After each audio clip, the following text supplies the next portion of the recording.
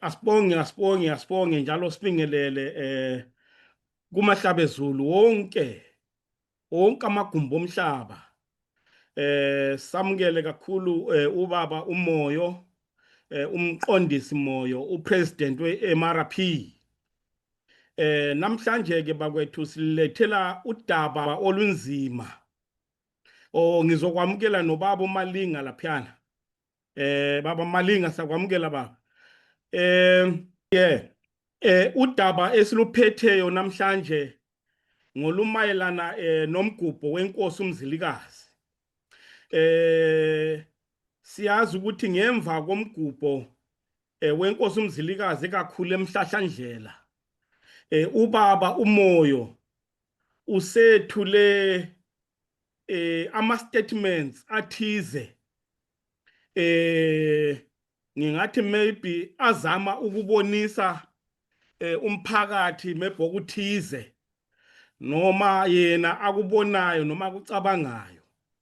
Ikho ke namhlanje sithe asixoxisane naye ukuze sizwe ukuthi kathi yena yini ayibonayo abantu abangayiboniyo. Baba Moyo, siyakwamukela kuMathele Broadcasting Corporation baba. Baba uNkala, ngiyalibingelela kakhulu kuMathele Broadcasting Corporation. Ngibonga labalaleli lababukeli bonke emagumbini amanomhlaba. Asibonge kakhulu. Baba Malinga siyakwamukela baba. Asikubonge asibingelele Mboka Nkala, sibingelele labalali bakho. Ngazi noma ngiyazwakala mne wethu. Uyezwakala kodwa ubonakala. Ngingazi noma ukhetha ukungabonakala. Okay, ngilungise la. Kulungile. Ngizithina manje. Asibongeke kakhulu baba Moyo, njengoba nje bese ngishilo ku-introduction lapha. Abantu bayakhala kakhulu. Bathi kati ubaba uMoyo ungenwe yini, uyenzani? Engabe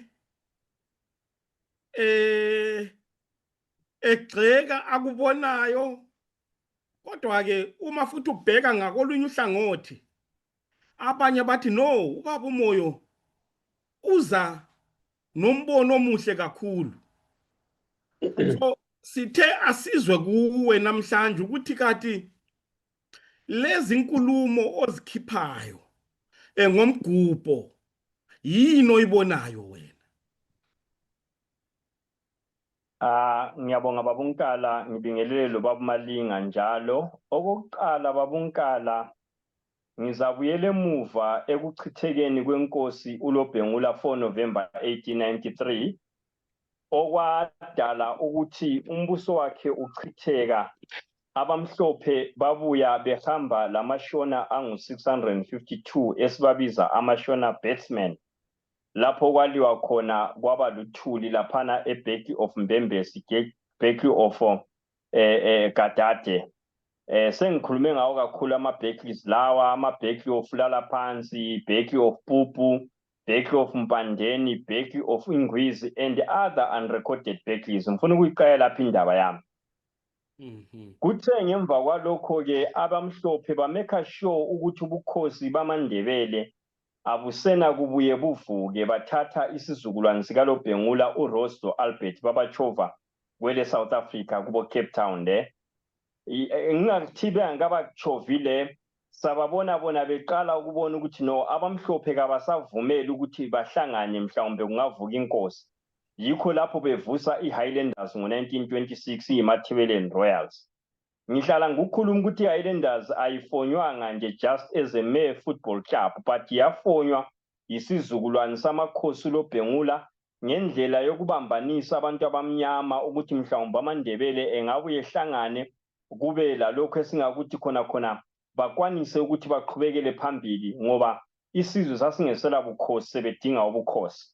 Yindlela yokuqala engizothi ngiyibonise leyo. Kuthe ngemva kwalokho-ke sananzelela ukuthi kwaba nzima kuzofika namhlanje ukuthi sibe lobukhosi bakithi buvukile. Nginanzelela-ke kathesi ukuthi abantu bakithi besebezamile ukuthi kube lo mgubho wenkosi uMzilikazi, kube lo mgubho weGadade laphana eMbembesi, kubo lo mgubho wepuphu. Imigubho le yomthathu ngizokhuluma ngayo babunkala la nxa umbuze ngomgubho wakomzilikazi ukuthi umgubho wegadadi uqale ngomhlahlo wesizwe sikaMthwakazi around 2010. There were about 40 people who attended to umgubho lwana, lami babengcusile.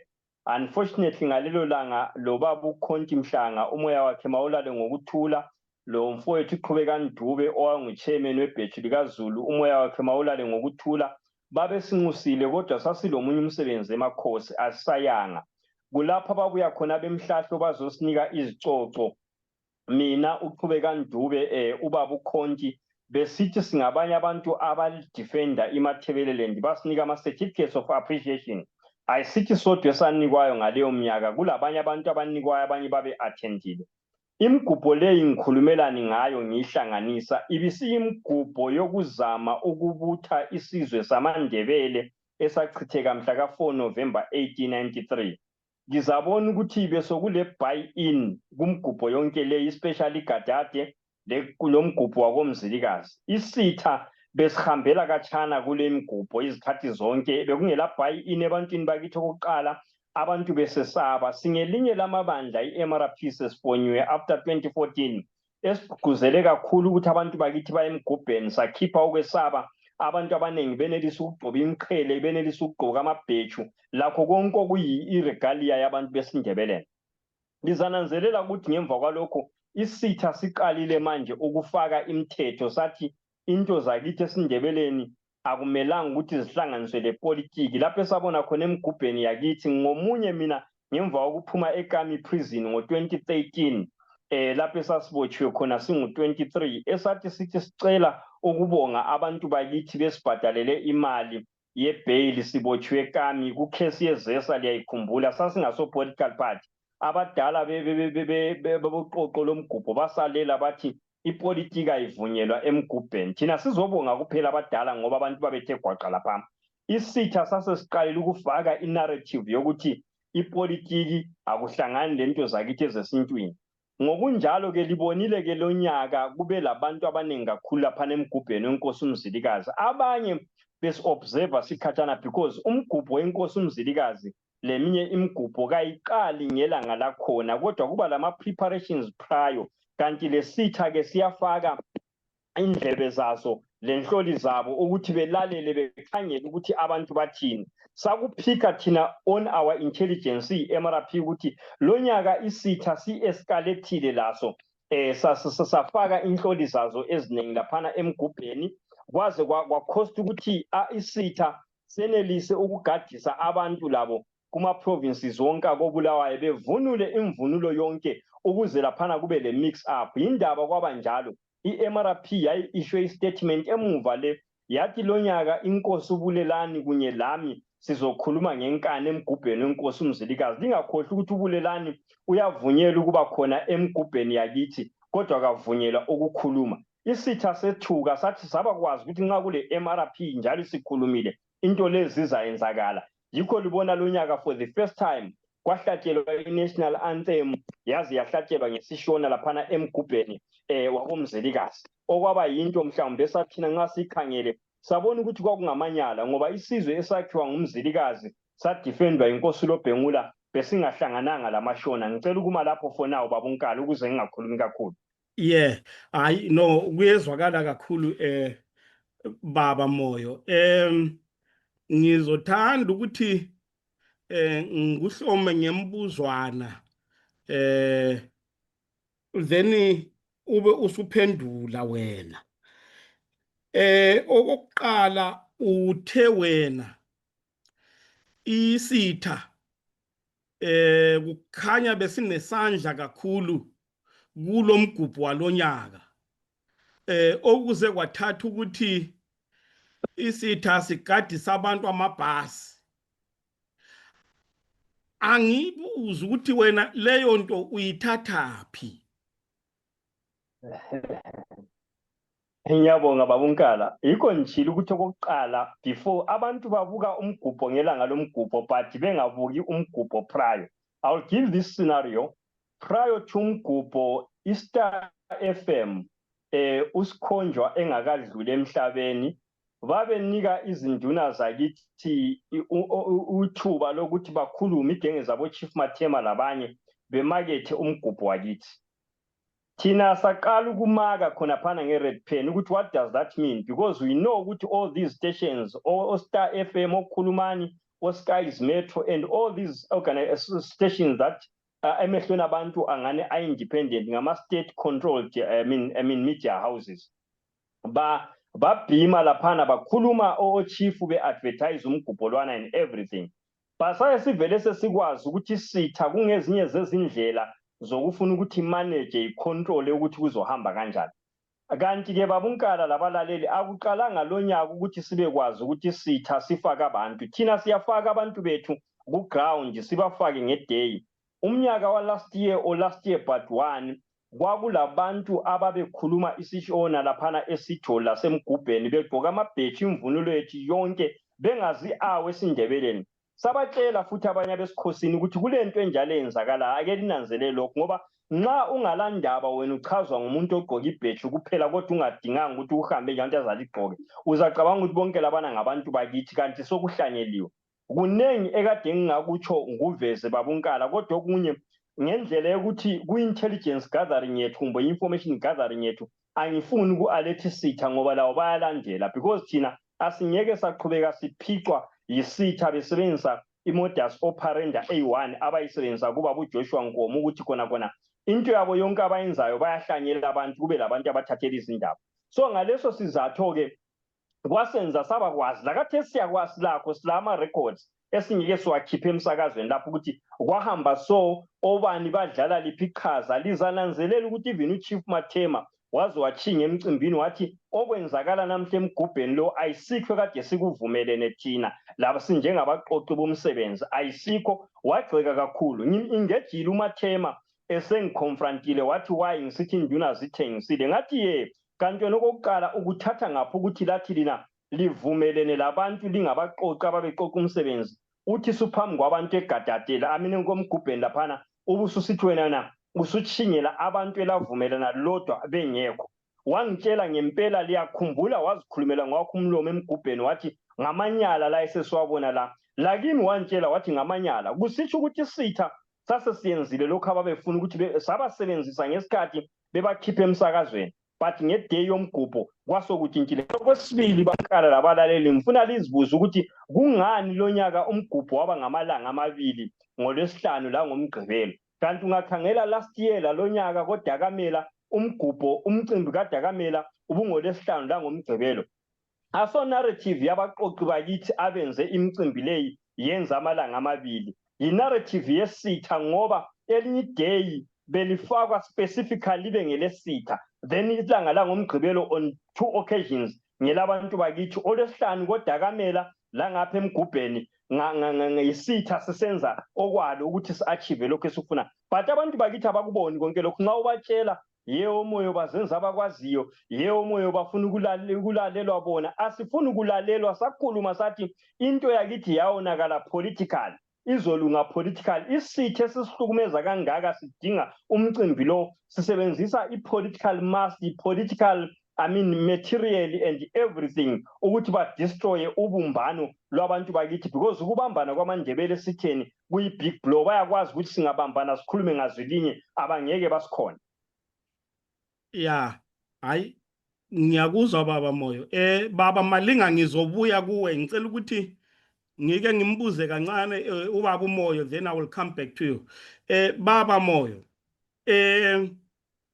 waraise futhi another point yokuthi uhulumeni noma ngithi sitha njengoba ukubeka sanikeza abadidiyeli noma ngithi abahleli womgubho if imali engange 5 million uthathaphi konke lokho? Impendulo yami isikhona babunkala labalaleli lababukeli angithi uhulumende sedeclareile okwenze wandinga for this interview ukuthi uhulumende sedeclareile ukuthi next year iya take over umgubho soku under iheritage yaseZimbabwe njalo sokuzohlelwa ngaphansi kwehlelo lwe-independence yelizwe leZimbabwe ngokokuqala ukuthi libone ukuthi alright. I'll give you another example. Kwathi ngesikhathi sama-CSOs, ama-organization lana ayedlula i-60 ayelabo Jane Williams labanye, sakuthola sakukhuluma futhi ukuthi u-Emmerson Mnangagwa unika ama-CSOs angu-60, most of them angama-CIO organization, 4.5 million. Abantu basigxeka bathi omoyo sebeqala into zabo. Liyakhumbula uSteve Jane Williams esithi Emmerson is a listening president, unike inamba yakhe wathi ngimfonele direct beqeda ukuthengisa State House sebephiwela leyo mali. Abantu sakuveza basigxeka, abanye bawo babhoda bama-CSOs labathi moyo into eliyikhulumayo lapho iqinisekile, le mali leyo vele sesiyibanga. Abantu abafrantileyo ukuthi sesiyephi imali leyo ngobani babaqamba. Lalonyaka emgubheni lana actually ababunkala ngivumeleni ngithi I'll put it categorically clear, sithengiswa ngamakhumalo. Ngifuna libe kwazi lokho, njalo angesabi ukuthi abantu bangikhombe ngeminwe bakhulume ngami ngoba amakhumalo adlala ngesizwe. Yikubona kathesi on that day sisemgubheni khona pana uZwide Khumalo uPeter omunye oyiclaimant yobukhosi wama laphana le state media iChronicle, iThe Herald, iThe Sunday News wathi akula nkosi komthwakazi. The same Peter Zwide Khumalo ngo-2020 azigcobayo e-amphitheater laphana esithi khona uyinkosi. Nxa wayesesithi yena akula nkosi wesizweni samaNdebele ngo-2020 wathi uyinkosi wayesitshona. E-UK libonile lapha ade kulabo dakamela khona labo chief Nhlanhla Yamangwe. Umunye wamakhumalo, umntwana wamakhumalo waphakama la futhi wathi akula nkosi koKhumalo. Amina esizweni samaNdebele uzazibuza ukuthi kanti bona bengamakhumalo beyingcosana bagcwala isandla kuyini okwenza bengavalelani endlini baphumele inkulumo eyi-1 yokuthi khona hayi inkosi nansi ngubani isizwe silandele ubukhosi lobana. Konke lokhana nxa isizwe singakuboni ukuthi isitha sisebenzisa abantu endlu yakoKhumalo ukuthengisizwe sikamntwakazi, then okunye konke lokho esingakhuluma ngakho kulizapho. Njalo lizakhumbula ukuthi ngo-2018 kwehlula ukuthi uBulelani Khumalo agcotshwe ngendaba yokuthi uPeter Zwide Khumalo lo-Mike Moyo base behambe e-High Court yaseZimbabwe kuJustice Makonese bayomangalela uBulelani. Namhlanje kwehlula ukuthi kagcotshwe. Kanti thina siyi-MRP we have always said it clearly, asisapoti igama lokuthi ngubani okuthiwa yinkosi, sisapota institution yobukhosi bakithi obachitheka ngo-1893 okuyikuthi amakhumalo nxa esinika loba ngubani umuntu isizwe siyalandela, kodwa bona wayibedlala ngesizwe. Indaba ye-5 million babu unkala labalandeli amanye amadoda abelesandla khona phana. I'm not going to put it clearly, lizas edela amadotsi adlulile emhlabeni aselawo after umgubho nalwana owalonyaka abasekho ngenxa yokuganga ngento zakithi. I even warned last year ophathisa Nyathi beqeda ukuhambisa umbulali ePupu last year ngathi bonke abaganga ngento yesizwe sakomthwakazi, isizwe esalahlekelwa ngabantu kwachitheka igazi bazalimala, abanye ngemva kwalokho badlule emhlabeni. Sizakhuluma kungani siyaloyela, kodwa abanye thina kasilali ngesizwe lesi ngoba singeke savumela isizwe sakithi sidayiswe mihla lamalanga abantu bekhangele bethatha imali bepoketele ezikhwameni zabo, isizwe sicikelwa phansi, isizwe sakithi siseyiswa. Ya luzima lolu daba baba Moyo. Uthi wena uhulumeni uthe uzothatha over uhlelwa komgubho nokuqoqwa komgubho ngonyaka ozayo.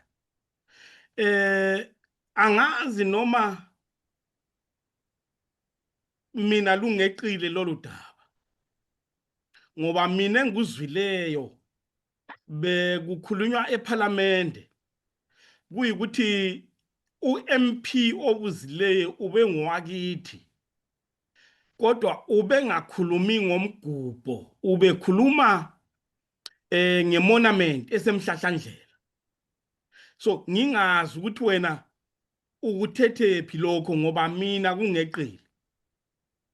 Siyabonga babunkala, impethu ingena ngenxeba. Monument umgubho the government is taking over this year. Umgubho walonyaka awukontrolwanga abaqoqi abe MMCCA something like that. Ukontrolwe yihulumende. Kusitsho ukuthi babonile ukuthi isizwe singahlokoma sibumbe kangakanani ngemgubho yena leyana. whether kuthiwe i-monument or kuthiwe yikuyini. Okokuqala, the same government is denying to recognize the kingship of amaNdebele isizwe eselukwa nguyo inkosi uMzilikazi. But now they are saying under i-museum bazo recognize indawo liyana inanzelelo ibe i-tourist attraction center. We are saying it's 45 years after the so-called Zimbabwe independence. Why now are they saying into liyana must be a monument? Kongikhona imbuzo kumele lizibuse yona, because as long as uhulumende waseZimbabwe sithi njengokuthi uGarwe wakhuluma uDaniel uminister wathi yena ubukhosi bukaLobhengula is defunct, esitsho ukuthi budede abukho. Ngezindlela thina sathi no, mayeso njalo utsho ukuthi ubuNdebele budede abukho ngoba vele babulawa yibo kuqala belamakhiwa ngo-1893 bazobuphinda ngombhuqazo ngo-1983 to 1987. Gibo, we are just as good as defunct, we are dead people as exist emehlweni abo. To me, it is bigger than the so-called into a monument. Not only that, Babunkala, mark my words, ihulumende yeZANU-PF next year ifuna ukukhumbula i-18 April independence eBhalagwe lapha. Okulama thousands and thousands of our people abalele lapha is part of uhlelo lwabo lokuthi khona next year bayenzani ngohlelo lokuthi bacikele phansi udaba lweBhalagwe. Not only that, let me also highlight another critical point abantu elingayinanzeleliyo. Thina si-challenge i-bid yeZimbabwe ukuthi bafuna ukuba le seat non-member permanent member seat e-UN laphana ku-Security Council. Isithi leyo babalayo ngo-83-84 bebulala abantu bakithi, i-UN yabanika isithi laphana bahlala, ngo-91-92 yabuya yabanika. Sebeyifuna ngo-27-28 abantu bakithi abananzelela ukuthi yikho libona u-Emerson egijima lezinduna besithi bafuna ukulungisa udaba lweGugurawundi. Emehlweni e-UN lomhlaba bafuna ukubonisa ngani uhlupho lweGugurawundi bayalulungisa ukuze ngo-27-28 baphiwe isicoco kumbe isihlalo lesiyana, ngoba kibo it means something, kulama benefits ngesihlalo lesiyana. Yikho ubona lalonyaka befuna ukuthi be-nationalize imigubho, be-nationalize khonokho abakuthi ngama-monuments, bakhulume ngendaba kaMama uLoziba, bakhuluma ngendaba kaMama uLozike. It's on record Babunkala labalandeli nxa lingakwazi. Yimi ngabo 2017-18 engahamba eNyathi ngafika endaweni laphana kumuli abagcina khona okulengcwaba likaLoziba, ngathatha izithombe ngaposta kuma-media kungazakala ukuthi kulengcwaba lapha kusaza abantu abalaphana. Kwaqalisa ukuthi abantu bakhulume ngalo baze bayalakhela laba balakhela ngemuva. Uzananzela ukuthi khathesi kuliminyaka sebeqalile ukukhuluma ngalo bayamkhumbula. iZANU-PF has followed suit, sisithi yonke leziyana izindawo izazinanzelela izihloniphe zibe under i-Museum of Zimbabwe. The $1 million question is why now?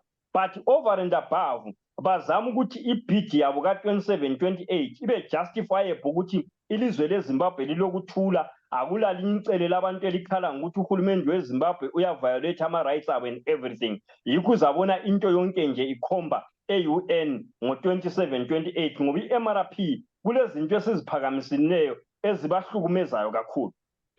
Okay, Baba Moyo, bengicela ukuthi ngamafishane ungiphendula umbuzo lengiceda ukubuza wona, ethi nguphinde. Uthe wena uhulumeni uthe uzothatha over umgubho ngonyaka lozayo. Mfuna ukuthi ungikhombe ukuthi uyithethephi leyo inkulumo ngaphandle kokuthi wena you are contextualizing, analyzing and assessing isimo, but mfuna specific information enginikeza lokho ukuthi uhulumeni uthe uzathatha over. Thank you very much Babunkala. Ngizwe ngani uthe awukubonanga ukuzwe ngami. Ubele access to ukubona i-newspaper lapho ukhulume khona uKazembe. Hayi cha bengingaboni. Okay. Kula lapho ukhulume khona uMinister of Heritage and Cultural Affairs uKazembe okhulume ngayo lento eye-monument and into lokwenza lokuthi next year uhlelo lomgubho under i-museum luzoba under into yokukhunjulwa kwe-independence yeZimbabwe. Mark my words, bakhulume nge-independence yeZimbabwe, ama-celebrations abo ukuthi next year bazokuhlanganisa kuhambelana lento yomgubho leyana le yama-monuments abakhuluma ngayo. angazi kumbe nxa kuthiwa next year independence yabo izo embrace umgubho wenkosi uMzilikazi kumbe ngithi le monument never mind ukuthi mina lawe sikuzwisa njani, but the long and short of the story is that kule independence celebration connotation yona le futhi abafuna ukuyicelebrate ematopo eBhalagwe next year. So in that regard, it's unfortunate that iphepha engilichoyo okukhulume khona uKazembe bengabe ngile ndlela engakufakela lona efonini yami ulibone kathesi bengizokufakela ngoba it is there yena njengominister ekhuluma le ikhuluma ngayo. Okay, I know kuyezwakala baba Moyo ithi ngingenise ubaba uMalinga, baba Malinga, uyamuzwa ubaba uMoyo ukuthi ubeka ngayiphi indlela. Ngiyazi ukuthi wena ubuphathekile kakhulu ekuqoqweni komgubho, njalo uyazi kakhulu ngokuthi izinto zihamba kanjani ngaphakathi. Kunkulumo kaBaba uMoyo okungabe kuliqiniso noma okungabe kuliphutha ubona kuyikuphi baba? Angibingelele, ngiyazwakala. Uyezwakala baba? Oh, ngibingelele ngiphinde ngibingelele bonke abalaleli bakho. Ngibingelele kumfowethu laphana umongameli we-MRP ubaba uMqondisi Moyo.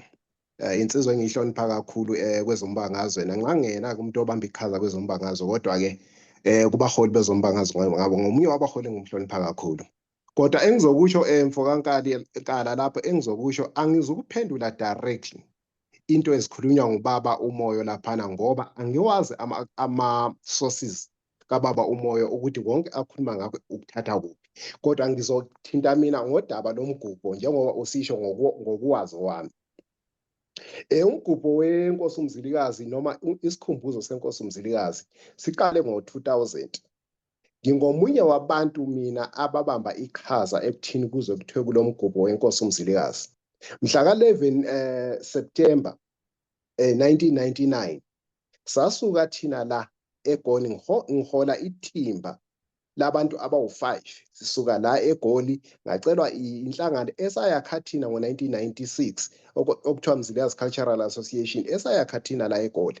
Ngacelwa ke ngabafowethu ukuthi angihambe ngihole ithimba siye khulumisana nabadala ekhaya ukuthi sicela ukuthi ake kube nosuku okukhunjulwa ngakhona inkosi uMzilikazi.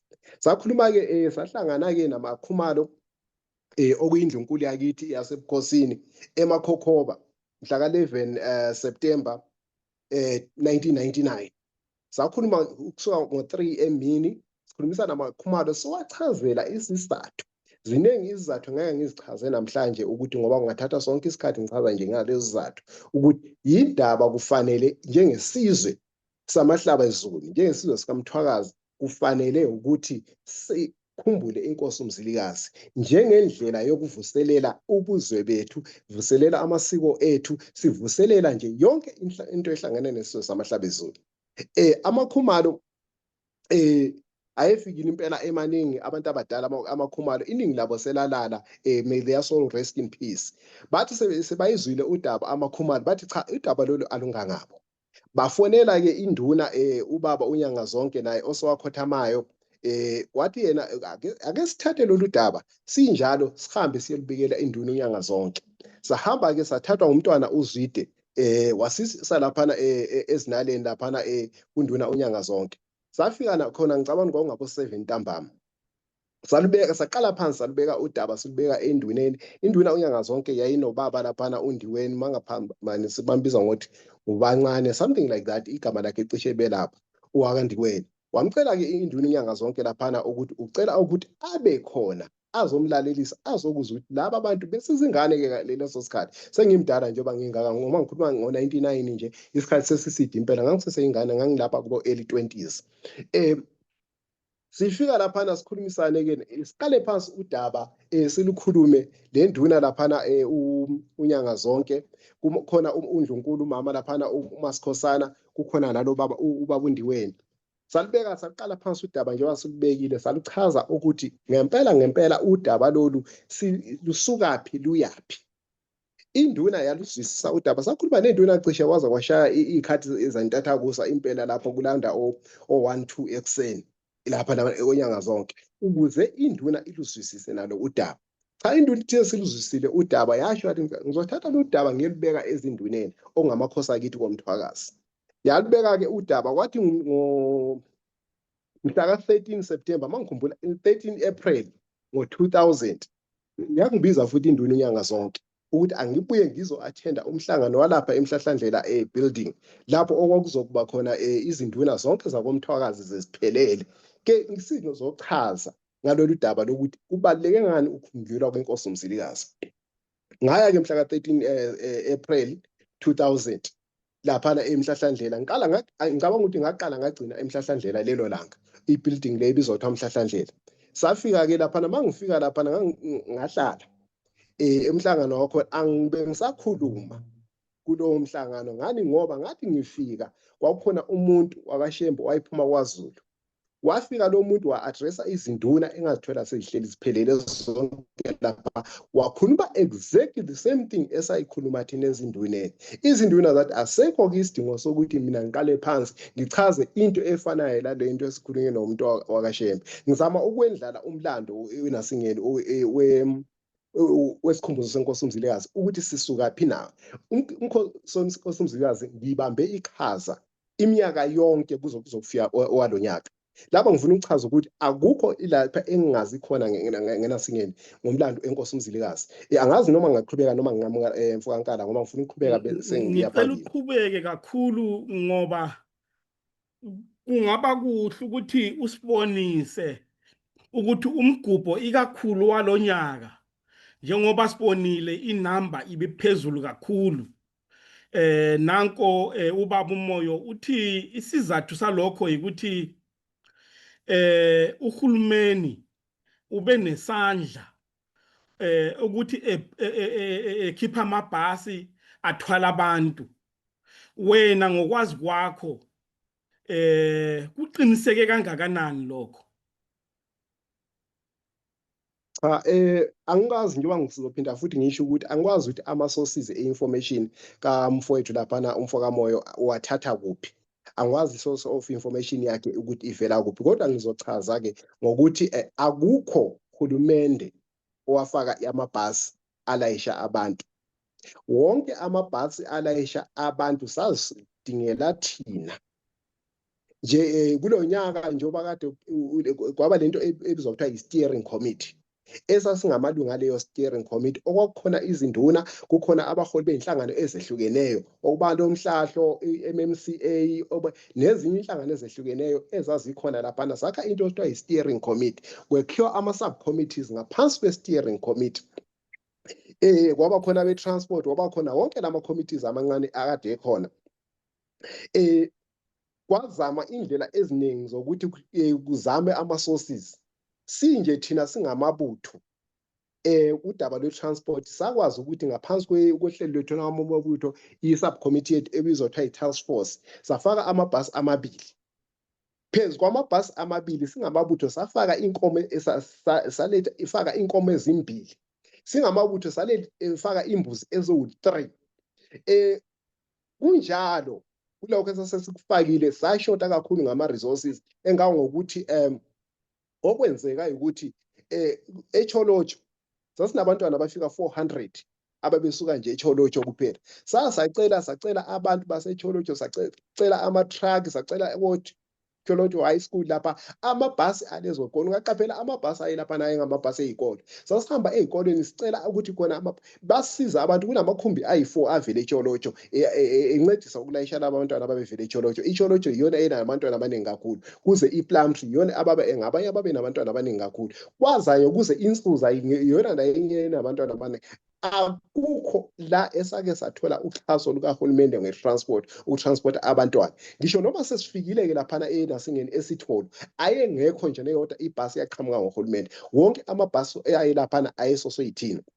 Kodwa sengikhuluma ngengezwe laphana umfokamoyo ekhuluma ngendaba yokuthi kwakunabantu abeqhamuka kwamanye ama-province. Akulona iqiniso lelo.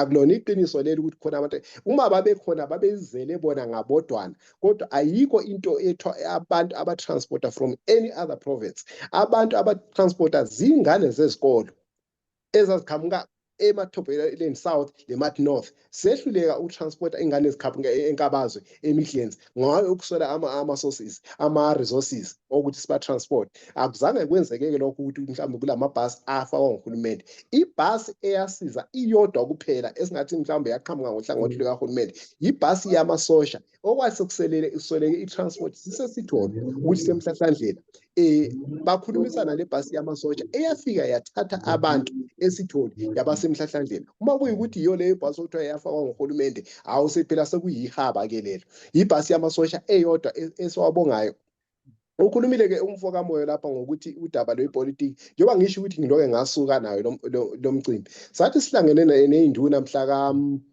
emhlahlandlela wakuqala mangaphazamisi 8 September 2000 kusekhona induna ley'ndala hayi ley'nduna ey'khona manje ngikhuluma ngenduna okhayisa onyanga zonke ongungumbane omathayi induna zonke lezi zakhothama esaqala nazo siqala lo msebenzi savumelana induna zasicela kakhulu ukuthi siyacela ukuze lento ihambe kahle sivuselele amasiko lizame ukuyiqhelelanisa nepolitiki ngizame ukuyiqhelelanisa nepolitiki zacela kakhulu induna ukuze siyabona ukuthi sesaphila ngesikhathi sepolitiki sizame ukuqhelelanisa nepolitiki abantu bonke thina wena Vumisa nabalandeli bakho thina ngokwesiko sikholwa ukuthi akekho umuntu okuthiwa ngepolitiki bonke abantu ngabenkosi abantu bajoyina inhlangano zezombangazwe kodwa beqale bebe ngabantu benkosi yika kuma siya laphana emgubheni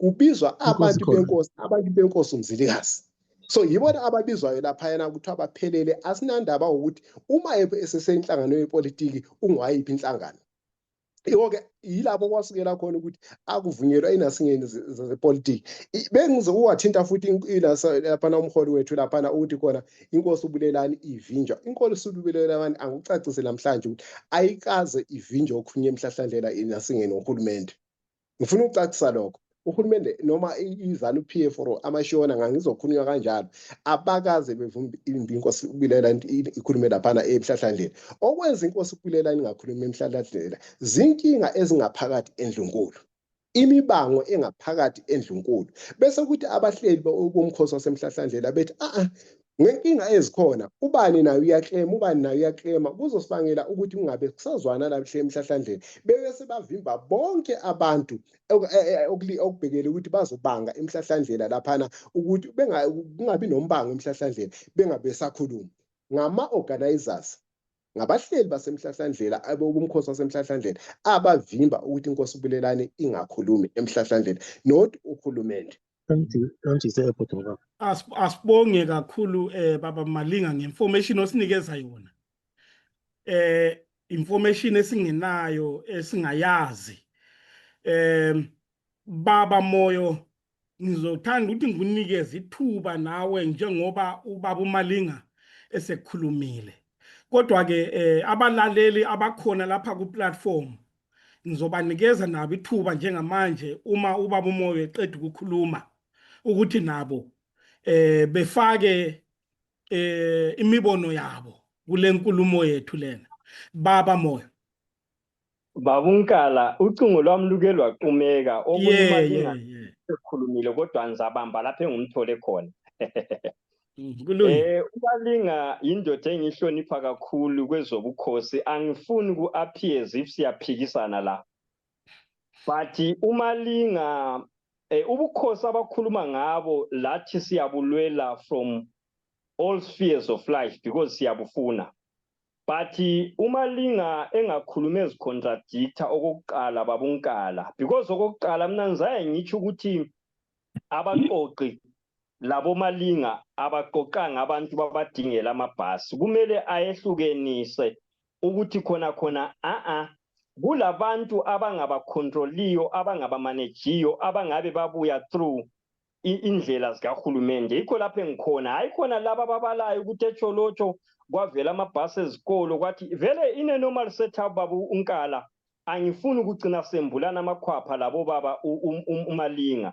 Nxa kuliqiniso ukuthi sivuswa ubukhosi bukaMthwakazi obungafunwa yihulumende yamashona yezanu, akulasikolo esingavunyelwa ukukhipha ibhasi sithwala abantu abakhuluma ngobukhosi obufuna ukuquma ilizwe kumbe olufuna ukurestore njengase i-MRP. Lokho inkomo ingamzala umuntu komhlahlandlela. Uhulumende weZimbabwe simazi evumela izikolo zakhe labantwana bezikolo nxa kungama-functions ezanu, hayikhona lokho okuphakamisa into zesiNdebeleni. Lokho ngifuna ukufaka kube correct ukuthi I'm not going to debate much about this. But secondly, uMalinga phambi komhlaba, phambi kwabantu, uthi ibhasi yamasotsha yafika yathwala abantu. Amasotsha ka-Emmerson Mnangagwa, ibhasi yabo yafika yathwala abantu. Thina ngo-2018 it's on record ngo-2 March laphana e-Rainbow Hotel. Kwaliwa amalunga ethu, omalinga laba bengekho bevinjiwe border ukuthi bengacrossi ibutho lonke lenkosi. Thina ama-members e-MRP alwa lamapholisa e-Rainbow Hotel laphana kuvinjwa ubukhosi ukuthi kugcotshwe inkosi uBulelani mhla ka-2 ngo-2 March 2018. Engubonisayo lokhu sasivinjwa, sichaywa, sibotshwa ngamapholisa ka-Emmerson. Namuhla uMalinga othi ibhasi yamasotsha yathola abantu sebelohlupho laphana kwesitholo, yathwala abantu yabasemgubheni. Akungadlalwa ngabantu babunkala la. Amasotsha ibhasi yabo iyethwala abantu ngaliphi okokuqala, ngoba sikwazi imigubho yonke le uhulumene lamaphoyisa akhe lamasotsha akhe abangeke bachase lolu hlelo. But anyway, ngitshila ukuthi angikho lapho ukuthi sizombulana amakhwapha. Mina angizange ngitsho ukuthi abantu boqoqo laba abadidiyeli, amabutho, izinduna, angizange ngitsho ukuthi kabalethanga abantu. Mina ngi-agree ngeyami angle oMalinga abangafuni ukuyizwa. Malinga kube kuyangivumela bengizokutshela ukuthi lake lasinike itask lina, I can't remember whether it was before COVID or after COVID, yokuthi silifakele izindlebe zokuthi kuhamba njani laphana nxa libuya livele eGoli, ngoba isikhathi senu kuningi ngamabutho ligcwele eGoli not la ekhaya. Salenzela umsebenzi lo, saphuma lama-findings esalinika wona, amanye akhomba khonokho okwenzakala namhlanje sasiliphile thina le emuva. But ngendlela yokuthi anti kwesinye isikhathi kasilalelani, liyajika lithi kwathiwa ipolitics lobukhosi akuhlangani. Why lisibona ngale basivimba ngepolitiki? Why lisilonyaka la last year uEmmerson Mnangagwa ukhumbula ubukhosi bukaMunu Mtape Maswingwe esebenzisa ipolitics? But babunkala, I'm not going here to debate with uMalinga ngoba utshila ukuthi ama-sources ami lawakhe achiyene. It is very true achiyene because bona esikhosini batshele ukuthi bengafaki ilihlo labo kakhulu bekhangela izinto ngepolitiki, bazikhangela ngeculture la ngesintu, kodwa badiliza ubuzwe bethu beqatha uMthwakazi basebenzisa ipolitics. But ngiyadabuka mangisizwa la econfirma ithi ibhasi yamasotsha yathwala abantu besiya ngale. The same masotsha kumbe the government ethi ubukhosi mabungagcotshwa. Njalo uyangimangalisa uMalinga mayetshena yena asohulumende othena yena uBulelani engakhulumi, uthi ngabaqoqi ama-organizers. Phela kuyatsho phela ukuthi nxa esitsho njalo laye njengomunye wabadidiyeli bamabutho uyavuma ukuthi uBulelani is not an outright king. Thina besimthatha ngokuthi uyinkosi uBulelani, but nxa esitsho ukuthi kulama-claimants amaningi kutsho ukuthi ba-right. Sabe sithi amakhosi lawa manengi, uZwide inkosi, uBulelani inkosi, ubani inkosi, ngoba thina besizitshela ukuthi uBulelani uvinjwa ngihulumende kaMnangagwa lamashona. Besingazi ukuthi amaNdebele ayavimbana wodwa laphana ukuthi uBulelani akhulumise isizwe. But sekuvezile umdidiyeli webutho ukuthi hayi asohulumende ezanu, asomashona, ngamaNdebele wodwa, njengalokhu uZwide Peter lo Mike Moyo bahamba bayamangalela uBulelani mhla ka-2 March 2018 ukuthi engagcotshwa. Kuyakhanya ukuthi into yakithi ayivoxwa ngamashona, ivoxwa ngamaNdebele ewodwa. Ngiyabonga. Hayi no, kezwakala baba Moyo. Bafethu nodadewethu abangabe bethanda ukuthi bekhulume, is either bafuna ukubuza imibuzo kuMoyo noma kubaba uMalinga, noma nje bafuna ukudlulisa imbono yabo. Nalithuba ngingazi baba Malinga noma besaphakamisa izandla, kukhona ongabe ufisa ukukhuluma baba? Yeah, angibonge laphana kumongameli wami laphana uMfoka Moyo. Yebo, uyabona masizo addressa abantu Vuma Balanda, kufuna abantu sibatshele iqiniso njengoba linjalo, kube yibona abantu abazithathelayo isinqumo, i-decision yokuthi iqiniso likuphi, amanga akuphi, okungakulona iqiniso yokuphi. Singathi mhlawumbe singafuni ukufunza abantu or sibafihlele okunye, ngoba yikho okwenza ukuthi abantu babe suspicious uma nibafihlele. Njengomdidiyelo wamabutho, umuntu oyi-cultural activist, that is my role. I'm a cultural activist impilo yami yonke. So-ke engikushoyo mina-ke nanxa kubuhlungu, hhayi ukuthi mhlawumbe kanjani, ezinye izinto asiy'thandi ezenzakalayo. Njengoba utsho indaba yenkosi uBulelani nje, asikuthandi ukuthi kwenzeke ngendlela enza ngakhona. Kodwa esintwini sakithi njengabantu bakomthwakazi, njengamahlabezulu, sinalento okuthiwa ukuhlonipha. Engangokuthi kuyafika isiteji sokuthi sibone ukuthi akuzukusiza ukudoselana nabantu abadala, sidonselane ney'nduna kwenzekale izinto. Zikhona izinto esizenzayo thina njengamabutho emgubheni ezingathandwa ngabanye abantu. Ikakhulu uma kuthinta inkosi uBulelani, ukungena kwayo nayo yonke into, kukhona abangakuthandi, kodwa siyakwenza. Ngani ngoba laba bantu sibuye sibahloniphe nawo kwamanye ama-decision abawenzayo, nabo babuye basihloniphe kulokhu esikwenzayo abangakuthandi njengababutho. So siyazi ukuthi umbango ukhona, umbango wasesikhosini into ehleli khona, yinto akusimhlola Mfokamoyo ukuthi esikhosini kuyabangwa. Uvele kuyingxenye yokwakha ubukhosi ukuthi kunemibango, kunemimoya yakhona vele edala imibango yasesikhosini. Ungabheka bonke ubukhosi bonke bunemibango. So akumangazi ukuba khona imbango yasesikhosini, bese kuthi-ke ama-organizers sekubona ukuthi ngoba vele ubukhosi bunembango ngokwesintu sakithi, bese babona ukuthi ake sikwenze ngale ndlela, asivumelani nakho. Kodwa kokunye siyibikele na inkosi uBulelani, bakhuluma kanje, kokunye kuzwisisa inkosi ukuthi ayikulungile-ke uma becabanga ngaleyo ndlela, asikubambeni ngale ndlela, kodwa akuzukuba njalo forever. Kodwa kula leyo nto i-element yenhlonipho njengesizwe sikamthwakazi, yiyo ngifuna ukukuqondisa lapha. Ngibuyele kudaba lwebhasi liya, ngicela ukuqedelela. Idaba lwebhasi liyana angikwazi ukuthi lwavelaphi, angikwazi ukuthi ngubani wayesazana nabo, futhi okwesibili emahlabezulu okufuna sikwazi, ukuthi thina njengama-cultural activists, njengabantu abavuselele isiko, siyakwazi ukuthi abantu bakomthwakazi, amahlabezulu, ama-resources ayiphathe of economy yezwe laseZimbabwe, amanye aphuma kithi komthwakazi. Ama-taxes akholekthwa yi-government yaseZimbabwe, akunye aphuma komthwakazi. Ingakho i-government noma i-government of the day, i-government of the day ile-responsibility yokuthi ibhekele isizwe sonke regardless ukuthi singaba komthwakazi. Ingakho njengoba umongameli kwakhuluma ngendaba ngicela ukuphendula laphana ngishiye kuqala, indaba yeNasingeni yokuhlanganisa umgubho nokwakhelwa kwama-monuments. Uhulumende laphana uminister lwana uthiwa Kayizembe lo, uthe ephendula laphana, ubephendula umbuzo obuzwe i-MP ephuma komthwakazi ubaba uCacaphulu.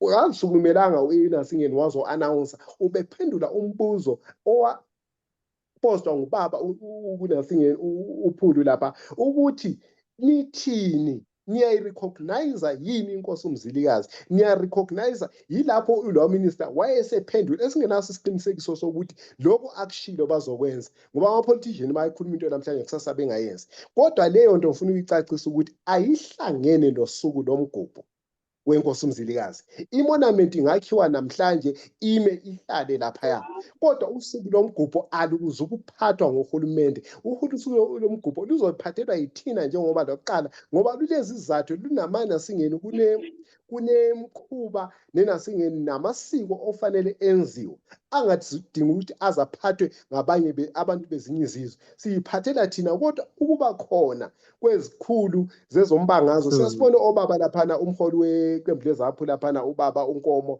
nabanye nobaba uMphoko, the late, may his soul rest in peace, bebewuhambela lowo mgubho. Thina uma befikile labana abantu sibabuka njengabethwakazi, naye Nasingeni umongameli nje ukafike laphana emgubheni, sibabuka nabantwana, njengengane zenkosi zakomthwakazi, njengaba ngabaholi yebo bangabaholi abangabaholi khona kodwa uma sebelaphana bangabantu bakomthwakazi kuba khona kwabo laphana ukuthi baqhamuka ngakuhulumende noma baqhamuka ngaku-opposition kithina njengabantu bamasiko asibabuki ngaleyo ndlela thina sibona abantu bakomthwakazi bethe kwaga. Kodwa ukuhlatshelwa kwe-national anthem ke baba Malinga, I-national anthem sikubuzile ngoba leyo nto sasiku-steering committee sikubuzile kwenzeke kanjani ukuthi kuze khumbula i-national anthem ukuthi kwakune-screen okwakuqala lo nyaka angazi ukuthi wathi uhaya kwafaka i-screen lesiya i-national anthem leyana yavela ku-screen iflag liyana yavela ku-screen yazi lama-TV screen lawa amakhulu yavela ku-screen kwacula i-national anthem ngethina amabutho sasingakafiki abantu abaningi babengakafiki sezwa sekuthiwa kuye kwacula i-national anthem sikubuzile ukuthi ngoba umgubho wenkosi uMzilika is not a national event a national event into yesizwe esithile kwenzeke kanjani kucule i-national anthem kumanje nje angeke ngichaze nokuthi leyo nto ya-authorize ubani ekwenzelani kodwa nathi saba consent ukuthi why was i-national anthem icule emgubheni ongaso national event so sicabanga ukuthi yabona ekuceleni izinto mhlawumbe kokunye ungavumelana naye umongameli lapha ukuthi njengabantu bakomthwakazi kukhona abahambisa ezabo inhloso lokho kukhona ngeke sikubalekele ukuthi mhlawumbe ukhona naye ngezizathu zakhe ezama ukupleaser ayempleaser wabona ukuthi asenze so yafakwa ngeliyanto i-national anthem yacula asikwazi namanje asinaso impendulo zokuthi ubani owathi khona acule i-national anthem yayiculelwani ngoba umgubho we-national event. Okay, hayi siyabonga. Uma ekhona ongabethanda ukukhuluma engakhuluma. Uyezwakala? Uyezwakala baba. Ngubani igama? Ngusimiso bambiza ngogagashi laphana uMr Moyo umbiza ngogagashi ngoba ngingumarathi. Yebo. Ngiyabonga laphana no Mr Malinga laphana induna yami ebuthweni. Hayi lami ngiyabonga uba ngomunye oku-meeting hayi ngiyezwa umongameli uMoyo ekhuluma laphayana ikwakhana nje sikhuluma lapha singabethwakazi umongameli uMoyo into abeyikhuluma yabe isembonweni isemsolweni zakhe lo mbono wakhe ngento engamphathiyo sakomthwakazi nangapha uMalinga naye eveza okungamphathiyo lokumphathayo ngesizwe sakomthwakazi so ngezindlela yokwakha umthwakazi wethu owalahlekayo isiko njengoba singalalo nje kuthiwa isizwe esinganasiko isizwe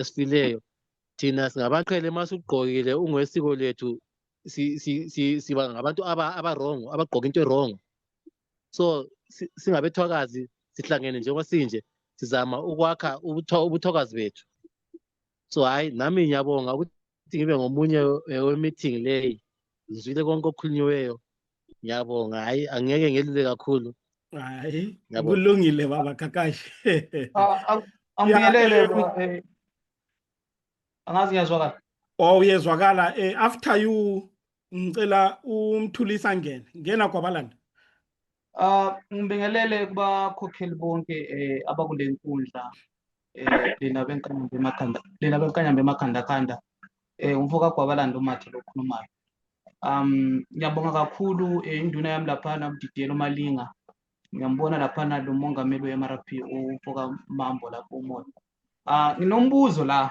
ongabe ubheke kuMoyo I think izabambili angifuna ukuba mude ngomunye lami wayengumqoqi walomkhosi wenkosi uMzilikazi sengathi mhlawumbe iminyaka yonke umbuzo wami wokuqala ukuthi kati emhlahlandlela esigodlweni senkosi ukuphi umhlobo okufanele ungene uthamelelwana umcimbi ukuphi ongafanele ungene masikhangela umngcele mhlawumbe wafika futhi nawo futhi wawungenkosi noma ngoJameson abantu abamhlophe abafika bawudweba obathu semnyathi lapha uma ubuka laphana kusho ukuthi ke umkhosi wenkosi uMzilikazi mawu uthe waba khona lapha kusho ukuthi kunegogwe lapha.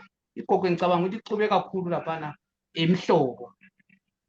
Njoba amashona lawo bengama different types, kunamakorekore njalo njalo, angazi bame kanjani ne-structure sabo. So igogwe laphana mayingathi iyafika kuthi kufanele ke ivinjwe ngoba bekhuluma isishona. Kule Njombe asibhekene iNjombe ukuthi ngaphi.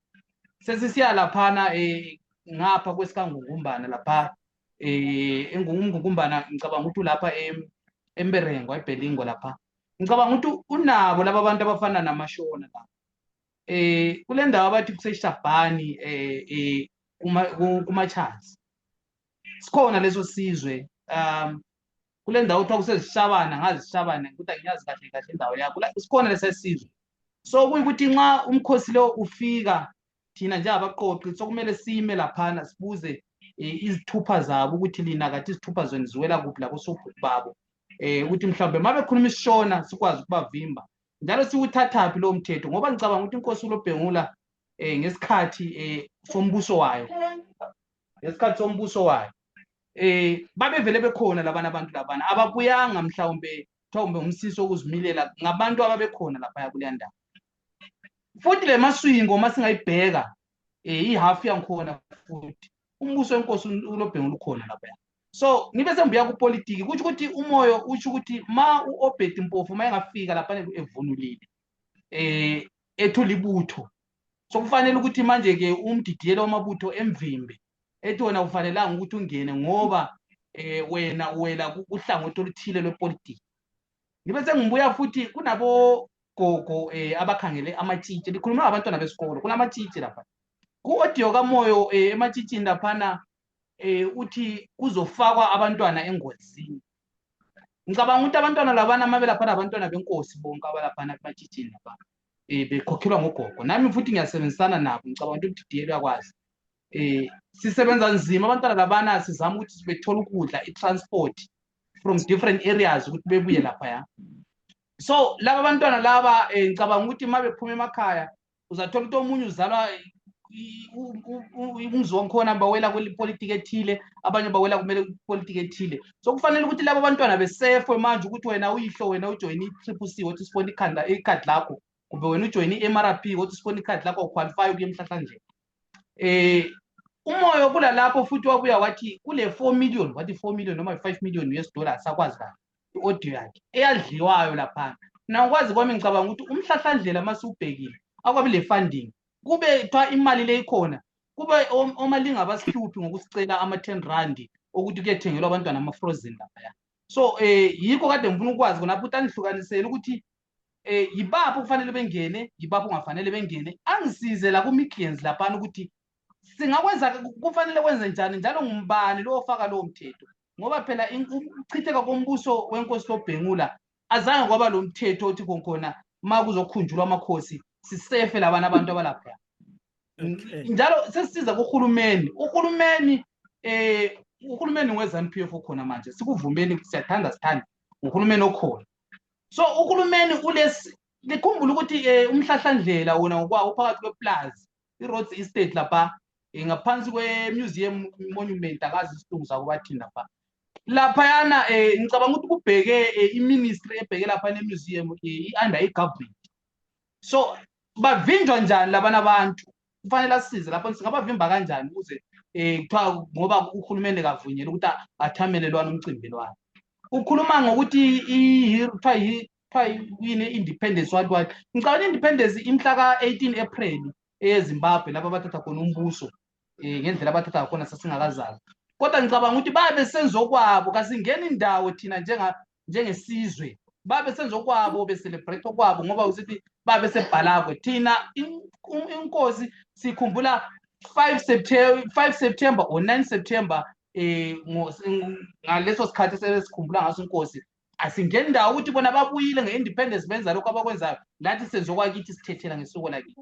Ngiyabonga kakhulu. Asibonge kakhulu mfoka Gwabalanda. Mthulisi ungangena then ubaba uMoyo sizomnikeza ke ithuba lokuthi aphendule. Mbonge Nkalakatha, mbonge ngibonge lezikhulumi esezikhulume phambi kwami, mbonge lokuba khona kwamkhokheli lapha ubaba uMqondisi Moyo. Lani lonke bafowethu. Mina ngingomunye ophatheka kakhulu, especially when it comes to organizing imigubho leyi. Ngapha eNgilandi ngike ngaba khona as treasurer, and then ekhaya ngale ngisebenzisane kakhulu loLaxen Ondlovu organizing izimali. One of the buses ezahambayo, I think ngomgubho last year, ezahambayo eMhlahlandlela, sasiyenza i-GoFund, raise some money to actually pay for ibus yona leyana ukuthi abantu bagade bahambe. Lama receipts angikhona lokho ngilawo, ngisakhumbula le GoFund account lonke ikhona. So I hear ama concerns kaBaba uMoyo ukuthi there could be some infiltration here and there, but most of the time ama events la, especially events KMD, wonke ama chapters, inengi lama resources that vele ebantwini. Mina I can stand here and agree lo Baba uMalinga kulokho akutshoyo kuningi kwangikhona ukuthi sijayele vele ukuthatha ebantwini izimali. I for one ngapha thina siyakhipha ama 50 pounds every year towards that event. Enye mali yasala khona phana ku account for next year. Njoba ngisho ukuthi I've been working closely with Laxen Ondlovu. There are credible activities ezi-verifiable ukuthi izimali zona lezo zivele ebantwini, and there is no resource esike yasuka kuma-politicians, abantu abanjengalokho okukhulunywa ngubaba uMoyo, osongareza ama-concerns ukuthi mhlawumbe nganye sokungaba le-hijacking of our event. In any case, vele i-event le aso event abayithandayo kangako. So the only thing abangayenza ikuyi-destroy. Uma kuyikuthi abayithandi njengokucabanga kwami, njengoba kuvele kule parallel event kaMunu Mutapa, uma kuyikuthi abayithandi, the best way is not to fund it, so that ingabi le-exposure njengalokhu elakho kathesi. So the only way okungenzakala ngayo ukuthi bayi-starve of funding, so that ingabi le-exposure, njalo futhi bangayiniki i-publicity yona leyo that it is supposed to gain, so that ingabi lenyawo zokuthi abantu bayilande. So by funding it, like lamanye ama-organizations that have partnered with us, like for Bakers in the by funding it and making it public ngendlela abayenza ngayo, they are actually promoting isizwe sakithi ukuthi sithi gather around that event. So ngendlela engazi ngayo mina iZANU-PF, I don't think ukuthi they are in a position to do that. Further evidence is that yona iZANU-PF vele iyalile in fact ukugqoba inkosi yethu, kwaze wayiwa eHigh Court, and of course there is politics around that. Okunye kunengi asingeke singene kukho, but we know ukuthi vele when it comes to politics around King Lobhengula and King Mzilikazi, the government of Zimbabwe is absolutely opposed to that, and kuyazikhanyela vele le propaganda that they are preaching, but chumayeli propaganda against the establishing of that particular. Siyibonile incwadi ibhaliwe at some point yaseculator on social media, true or false kumbe incwadi akade ivela kuyena Minister of Local Government angazi, but there are very much indications eziqinileyo sibili ukuthi this government will never support this particular event. Yebo ngaba ama-infiltrations engivumayo ukuthi possibly angaba khona, iwona la mina engiwabonayo where people are now fighting. Ukulwa lokho esikubonileyo in the recent event, yikho probably engibona ngani yikho kuyi-threat to the survival of this particular event, because probably kuhlokozwa yibo abavuthela usiba lwethendele la ukuthi abantu baxabane around this thing. Otherwise, when it comes to resourcing it and giving it life, I doubt very much. I doubt very much. Ngibonge. Hayi asibonge kakhulu mfukankalo. Bengithi ngizonikeza ubaba umoyo a respond after you, kodwa ke simbona isandla sikadade wethu Pamela. Bengicela ukuthi ngimnikeze ithuba, then after yena ubaba umoyo a respond. Siyabonga. Dade wethu Pamela. Ngibonge ithuba babunkalo, ngibonge kakhulu. Mina ngingugogo wamajiji, ngiphuma lapha kogodlwayo uMahlaba Ithwala. Njalo futhi ngokuzehlisa okukhulu ngithanda ukubulisa abantu abakhulu abaphambi kwami, abantu abadala. Ngithanda ukubulisa ubaba umqondisi laphayana. Loba singakaze nje sixoxe, ngiyaqala nami ukumbona. Futhi okwenze ngathi ngiyalandela nje ibandla lakhe ukuthi ngibona ukuthi agenda naye ahamba ngayo ukuthi asikhulule ebunzimeni. Ngibonge kakhulu. Okay, mina ngizobuyela laphayana endabeni yokuthi khona ubona ngani government i-sponsorishe, angazi noma ngibeka kahle, ibise amabhasi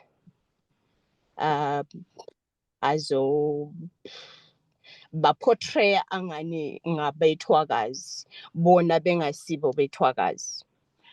Ngizobeka kuleli zinga lokuthi mina ngingogogo wamajiji, thina singabogogo bamajiji sinomlando ukuqoqa izingane. Sithi masiziqoqa izingane sikhuluma nabakhulu bezikolo, kodwa bayasichitha thina. Bethi besichithile benjalo bethi ngcono lihambe emahofisini ukuze thina siliphathele lo msebenzi. Kodwa kube buhlungu khonokho ukuthi kanti why besibuyisela back to the government ukuthi thina masicela ukuthi siqoqe izingane basitshela ukuthi siye emahofisini. Then sathi ngcono sithathe le jeni yezinduna nabosobhuku labasilisa babo, yikho kungasinceda.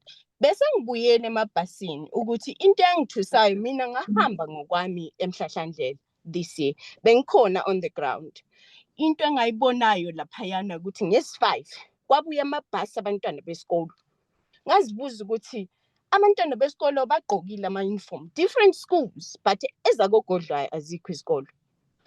Umlayezo lo uphume kubani nini njalo ngapha ukuthi izingane zibuye zizofundiswa ngesi5? Thina sikwazi lokho. Lingixolele bakhulu baholi bami ukuthi mhlambe kukhona engakumisayo, ngoba nginje nami ngimabhalana kogodlwayo ngayibamba phakathi. Angazi mhlambe kwaba khona ilizwi lokuthi abantwana mabeze eMhlahlandlela ngesi5 kuzoba nemfundiso ezoba khona the whole day.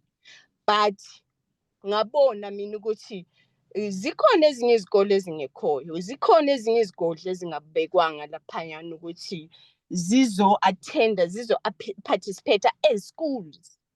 Kodwa ngiyabona izikolo zikhona, ukuthi zibuya kuliphi izinga, kuyiphi indawo angeke ngibekwazi. Why bona bekwazi ukuthi izikolo bazikhiphe yet bengafundi thina siqoqe abantwana ezikolweni lezo okumele siziqoqe? Ngoba ama-headmasters, abaholi bezikolo bayala ukuthi siqhubeke sibuthe amatshitshi. Lapha ngifuna uqamba amanga, angifuni ukuthi ngilihambise endleleni engekhoyo. Ziningi izikolo esesizi-approachile kogodlwayo. Ama-headmasters, they don't want to participate because they are scared of uhulumende osiphethe. Ngibonge, ngiyalichiya nalokho, angilwi, kodwa it's a consent. Ngibuye manje makukuthi ubaba umqondisi ibekile, bese ngiyacabanga ukuthi mhlawumbe lamabhasi ahakhithwa yuhulumende, kanti thina why besingazi ukuthi abantu bethu kwamele bezoparticipate la eMhlahlandlela. Ngiyabonga futhi. Okay, hayi asibonge kakhulu. Kodwa ke into engiyaziyo ukuthi isizathu sokuthi kube nama days ayi2 umhla ka5 and 6 ukuthi umhla ka5 was dedicated for ukufundiswa it was an educational day and ngiyazi ukuthi kwakuvele kukhulunyiwe kudala ukuthi umhla ka5 kuzoba usuku lokuthi kufundiswe abantwana. Baba Moyo, ngicela ungene uma ufuna ukuthi ngikukhumbuze kokunye ngingakukhumbuza, kodwa ke ayingena uphendule kulokho okukhumbulayo. Babukala ngiyabonga ngengaqhumeka isikhathi kukhuluma uGwabalanda but okunye ngumzwila kubuzi leyo nzaphendula. Ngicela ukuhle ngibonge umama uPamela ugodlwayo umahlaba ithwale ngokuyihlahlela kabanzi ukuthi sidila lokunye okuyisibungu lapho kuthiwa nguhulumende abantu bakithi abakutrusta kangaka khona kuyinyoka leyane lamakhanda amabili. Babunkala labalaleli uhlelo lwemgubho yakithi yonke uhulumende ubengaka officialize ukuthi sevumela ukuthi abantu bakithi balubambe bekhululekile njengendlela leyi esicabangela ukuthi kuyikho khona. Yikho umama uPamela kaThesi esithi bona ngale izikolo ziyala zithi ziyesaba uhulumende. The same uhulumende abantu lapha engizwa bemtrusta bebone ngani uyasithanda thina singabethwakazi yena engasithandi. Khona lokho kodwa kumele kukubonisa ukuthi abafowethu ukugoqela uMalinga abakhuluma lapha abayenze ngani kuyatshelela nje njengesishwala sedelele khona kungatsheleli. Kusamele bazibuza ukuthi kathi uhulumende bani lo esidila laye ngakwelinye icele onika abantu izinto okunye kuthiwe abantu bayesabani entweni yesintu engalande politiki njengoba besitsho ukuthi hayi into leka ihlangene lepolitiki. Babunkala ngazi kumbe khona mina ngisakubona. Hayi ngikhona baba. Awumboni? Thank you. Yase ngubona bengasakubona. Okay. Now that in the case babunkala kumele kukuphendule ukuthini enkulumeni zami engizilethayo uGagashi ukhulumile wathi saka isizwe. Kuza kani ngani siyaqabana kungana sivumelani kodwa ke kukhona ukubotshaniswa imsile esikwenzayo ngendlela engibona ngayo ngoba mina uhulumende ofana nayo oyalela amandebele ukuthi agcobe inkosi nguhulumende ofana nayo ofuna abantwana bayofunda ngobukhosi bukaMzilikazi. Khona kuyana kodwa kumele kukubonisa ukuthi kukhona ukudlalwa ngabantu okukwenzakala but angisoze ngigcile enkulumeni leyo. Umama usephose wanginceda ngoba okunye ngizathola ukuthi oMalinga njoba bekhuluma bethi bangabaqoqi bangabadidiyeli isikhathi esiningi yikho kuhlatshelwa i-national anthem babengekho futhi abantu bonke ngakhuluma laba abasesifuthweni babe sithi yemoyo thina besingakafiki ngabe besesikhona ngabe sikuvimbile. Kathi umgubho kulikhutha njani okunye kwenzakale likhona lingabanikazi bakunye kwenzakale lingekho.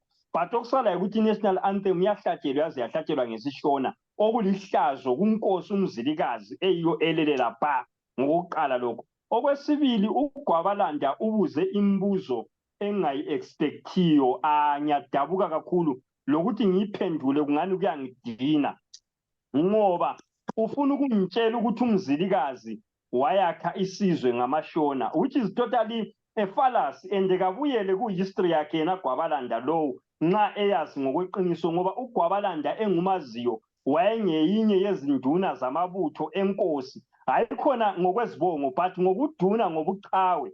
Nxa ezantshela ukuthi kulamashona eGogwe eMberengwa we-Eva bekungelabo Mberengwe emuva le bekulabo Bhelingwe kulabo Chabani kulabo Selukwe iMaswingo akhuluma ngayo bekungathi uthi iMaswingo bekusenyandeni yomkhonto. Yikho namhlanje sebefuna ukuthi kuthiwe kulamakaranga akulamakaranga eMaswingo kulamakhalanga kulabantu bakaMambo thina laba sithe singakhulunyelwa ngaboGwabalanda abangaziyo imbali leyo sesitshela ukuthi bekulamashona eGogwe bekulamashona ngapha bekungalamashona endaweni zona lezo ngoba isizwe sikeNkosi uMzilikazi isizwe senkosi loBhengula siyasazi ukuthi besihamba ngaphi njalo iMaswingo leyayikhulumayo bekusenyandeni yomkhonto kakubambe namhlanje ukuthi bekusenyandeni yemkhonto eshurugo sokuthiwa yishurugwe esishurugwe bekuyiselukwe isizwe sikaMthwakazi eBhelingwe ekuthiwa yiMberengwa bekuyibhelingwe eKhwekhwe bekuseCwecwe eXoxweni. I'm not here to school people about the distorted history amashona asekhetha ukuthi ayenze ngendlela afuna ngayo but uGwabalanda angabuyi lapha azongitshela ukuthi amashona lana sithini ngawo. Amashona ngikhona akukhuluma ngase wakukhulumela abulawa yini sibulawa ngeGugurawundi ngumbe iGugurawundi leyo ukubonisa ukuthi yayikhetha abantu abakhuluma isindebele ngokomdabuko wesizwe ayekhetha ulimi more than isishona lesasesikhulumela. Ngangibonise eGogwe eMaswingo wherever lapho kulamashona khona abulawa ngeGugurawundi. Ngizombonisa amandebele kusukisela kubo Jombe lapha abala khona kulamandebele eJombe kulamandebele eSilobela kulamandebele eBhelingwe wherever kulezindawo eBhelingwe ngale under Chief Ngugumbane ababulawa ngesikhathi seGugurawundi. Siyabazi labana but amashona they were never touched. So yini uGwabalanda afuna ukuzoyibuza lapha ezama ukudida kumbe edlala ngengqondo yami entshela ukuthi amashona endaweni enje. Mina ngikhuluma ngesizwe sikaMzilikazi ngesizwe senkosi loBhengula okulama borders lawo asiwafunayo hayi ukuthi uGwabalanda azoba ispokesperson samashona njalo engabuzi mina ukuthi amashona lawo bamise njani ngoba sile problem ye-1979 Shona Grand Plan eyiwo enza amashona abe le upper hand over us. I don't care lishona leGogwe, I don't care lishona leMberengwa, I don't care lishona leMaswingo, but they have an upper hand over us over the perpetuation of the 1979 Shona Grand Plan. So yena nxa esikhulumela samashona lawa, I'm not going to answer him on that. Hayi ngiyakuzwa baba moya. Omunye umbuzo baba Bengicela ungena ngena Nkara. ngena. Angibonge Nkara ngixolise ukuqambukela ukuthi ngibona ukuthi kuzongibalekela. Okwaqala ngiqale kumongameli wami laphana ubaba uMoyo. Mfoka Moyo ungasizwa kabi. Akukho la enkulumeni yami enginqoma uhulumende noma engidefenda uhulumende kodwa angizokhuluma into engekho ukuze kugconeke uhulumende. La engizogcona akukho mina engicabangayo mina njengasizwe sikaMthwakazi okukodwa engakuphakamisa ngincome ngakho uhulumende uma kuthinta usuku lomgubho wasemhlahlandlela. Akukho lokwathi engakuphakamisa impela ngithi uhulumende usenzele kahle la. Ngikhuluma nje umgwaqo lwa inasingeni lo nyaka nje babonile abantu athi bemhlahlandlela bekungathi kuyahambeka. Sisuka kuBulawayo siya emhlahlandlela sayenza ukuthi sidinga ama resources ukuthi kutholakala igrader ezograder lo mgwaqo. Thina kuzange kwenza uhulumende. Sazama ukuthi sithole ama resources kwabambisana nabantu abayizakhamizi zakuleya ndawo ukuthi kutholakala ama diesel kutholakala igrader ezograder. Uhulumende did not play a role. Esikushoyo thina ukuthi konke okulaphana ngamanzi ngamane konke kudonethwa ngabantu bakoMthwakazi. Nangaphakathi nje nabanye abelungu abakhele kulezi yandawo sebayabona ukuthi kungathi kulento eyenzakalayo nabo basondeni mabecelwa basonde. Akukho la uhulumende play role. Yiko akukho la enganqoma khona uhulumende ngize ngithi yonke into ishelela ngathi inasingeni isithwala sedelele. Cha, ngibese ngiyakusisa uPhamela lapha sisi indaba yabantwana ibekabili. Kunabantwana bezikolo labo okhuluma ngabo. Kunamatshitshi namaguga. Abantwana bezikolo kuthi i-steering committee yahamba ngoba noma siphila kwaMthwakazi kodwa sisengaphansi kohulumende waseZimbabwe. Yinto abantu iqiniso ofuna silazi singaphansi kahulumende waseZimbabwe. I-Ministry of Education ephethe izikolo zonke zakoMthwakazi ngiyaseZimbabwe. Uminister ngowaseZimbabwe.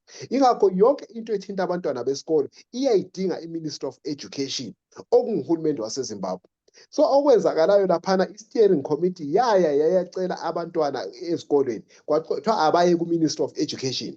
Uma befika ku-Ministry of Education yathi khona izovumela abantwana mangaphazamisa inamba kwathiwa 70 from Mat North 70 from Mat South. Okwenza ukuthi kugcine kungafikwanga kwezinye izikolo kubogodlwayo nakuphi kuphi kambe abantwana abawu-70 ungabathatha ezikolweni ezingaki. Yiko basebabona ukuthi ngenxa yokuthi kwayona i-transport yalabo bantwana yayizoprovidwa yithina hayi nguhulumende. Ukuthi sisebenzisa lamabhasi ezikolo ngoba thina siyawafanda lawo mabhasi. Okwethu kuphela ukuthi nina esikoleni nebhasi besicela usebenzisa ibhasi yethu basitshela bafuna ungaka bese siyayifanda leyo bhasi thina njengabaqoqi.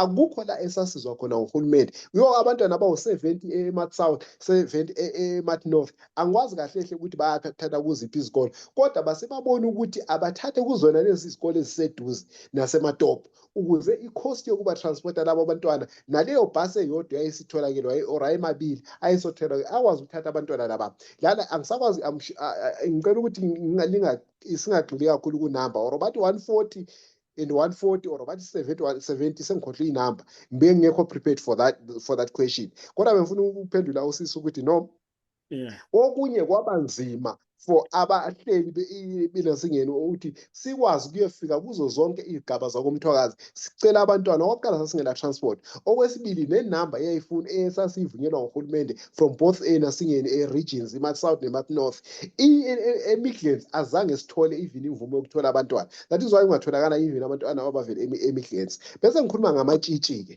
abantwana ababebaningi laphana ngamatshitshi namaguga nabantwana ababezela nabazali babo yibona abenza a big contingent abantwana labo bantwana njengoba esho usiphamela we had to source ama-resources thina ikakhulu njengabahleli ukuthi abantwana ngoba kwakuyisifiso sethu ngizofika ngithinte indaba yoku-televiswa ukuthi uhulumende ama-state what media eseqala ukutelevise ngicabanga ukuthi yi-pressure ngoba sekukhona ama-private anjengabo-site atelevisayo ngicabanga ukuthi nayo ama-national broadcast akubonile ukuthi ase-under pressure vele ukuthi azo-ignore for how long ngoba umgubho oqala ngo-2000 kodwa uqala uku-televisa ngo-2024 ukuvela ku-national broadcast ukuthi yi-pressure ngoba esekhona ama-private medias njengani nje nani bonkala namanye ama-online seliyiveza liyanto ayicini nawo uhulumende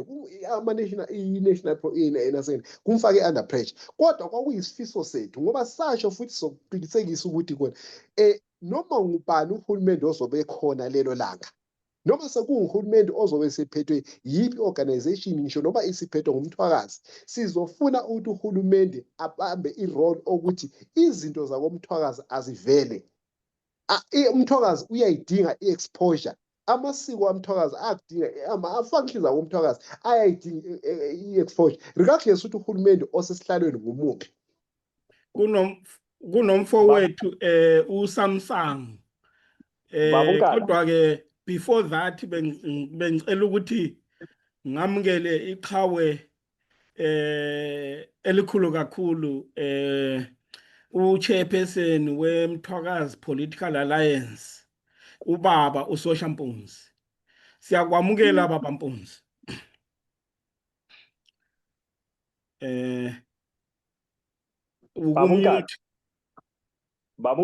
Baba moya ngicela ukuthi siqondise enye into lapho uMalinga engakayikhatshana yebo kulungile baba uthi uhulumende sele pressure yama-private media anjengani yikho esezo-publicize umgubho the same government mfuna uMalinga amphendule yindaba sifake ipressure kangaka yeGugurawundi same government ingayitelevise iGugurawundi yindaba kuhlelo kaThesi olokuthi izinduna zibhoda zenza khonokhu okuyihulu program kwakho kubolileyo kuthiwa abadala bayacicha amafoni kuthiwa abadala bazokuyavalelwa ngale bekhulume kungela media ekukhiphayo uMalinga ukuthatha ngapho ukucabanga ukuthi lo nyaka emgubheni uhulumende ibe le pressure iyabamaketha more than ukuthi kukhona ihulumende efuna ukukwenza yikho ngisithi ezinye izinto abantu bakithi singadlali ngabantu sibone ngani uhulumende lo uyisithutha uhulumende lo is 1000 steps ahead of us sonke la ngakho thina singabone ngani usenzela ifavor sizakhala ezimathonsi kusasa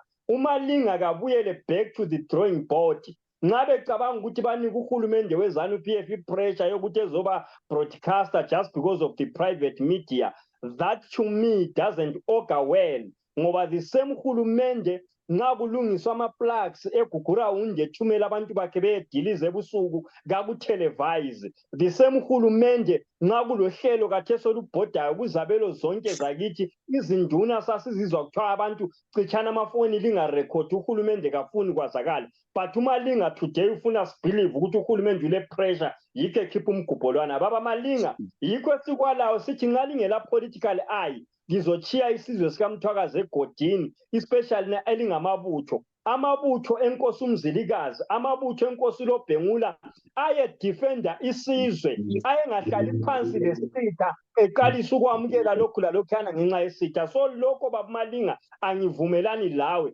Uhulumende uyakwazi afuna ukuku-achieve ngoku-broadcast okwenzakalayo kala pressure ye-private media for what? And njalo kule into eliyikhulumileyo Malinga kuqala uthe wena ngalila ndaba ngoba kuyabuya omunye uze wanika example yokuthi oBhedi Mpofu nxa engabuya ngo-2016 mangaphambanisi Malinga kwanikwa uPhelekezela Mphoko the biggest politician owayekuzanu PF government kusazakala ukuthi izanu kayifuna abantu bakoMthwakazi bephakame wazokhuluma emgubheni kaMzilikazi amanye ama-politicians anjengathi engavunyelwa. So likhetha wapha ama-politicians ngoba kungabuya umuntu wezanu lapha efike ole top position nyakubhejela Malinga alingeke limvimba ukuthi akhulume lapha. Njalo ngo-2016 mhla ka-16 January 2016 ngangisemgubheni wasesandlwana mina sile nkosi uZwelithini lapho kwafika khona ubaba uJacob Zuma evunula amabheji ephelele eyi-part of ibutho lenkosi engupresident we-South Africa kazange afike address abantu babo uJacob Zuma njengopresident we-South Africa wakhothamela ubukhosi benkosi uZwelithini ngalelo sikhathi kwenzakala umsebenzi womcimbi ngokuphathwa kwamasiko hayi ngokwepolitiki. Kodwa lapha ekhaya kungabuya bezanu njengoba uMphoko wakhuluma ngalwana umnyaka wadedelwa kodwa eyi-politician. So ezinye izinto singapolitikani sithi alisoma-politician siyabe si-observer sikhangele konke okwenzakalayo lalapho kulahleka khona. Njalo siyamazi owayelethe uMphoko ngo-2016 kumakhumalo siyamazi ukuthi la amakhumalo ayengavumelanga ebusuku emhlanganweni wawukhona ukuthi hayi uMphoko avunyelwe kumbe engavunyelwa, but omunye waba overpower wabuya uMphoko siyamazi is on record. So we are not here to be tricked thina ukuthi hayi lokwenzakala kunje siyakwazi izanu nxa isifuna ukufaka ikhanda iyalifaka endokwayo kuyaphumelela owethu kuyabuyela emuva. Ngithe ngingene khonapho ngikhore ukuthi indaba leyo ukuthi kuthiwe izanu le pressure izanu ayikazibe le pressure ithatha kubani. Okay, asibonge baba Moyo. Mfowethu oyeSamsung ophakamisa isandla ngicela ungene. Hello. Oh yeah. Ilangizwa? Siyakuzwa kakhulu. Yebo, asibheke lapha bazali.